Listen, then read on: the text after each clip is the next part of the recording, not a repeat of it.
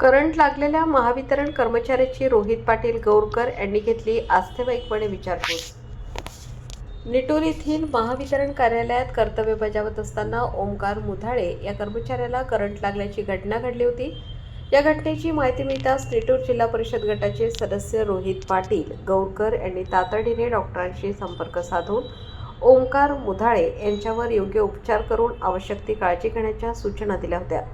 उपचारानंतर ओमकार मुधाळे सुखरूप घरी परतल्यानंतर रोहित पाटील गौरकर यांनी त्यांच्या घरी भेट देत आस्थेवाईकपणे त्यांच्या प्रकृतीची विचारपूस केली।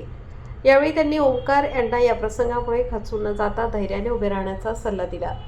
तसेच भविष्यात कोणत्याही प्रकारची मदत लागल्यास आपण सदैव सोबत असू, आवश्यक ती सर्वतोपरी मदत करण्याचे आश्वासन रोहित पाटील गौरकर यांनी दिले। यावेळी शेषराव भोजने, ठाकूर सर आणि राजहंस सोमवंशी यांची उपस्थिती होती।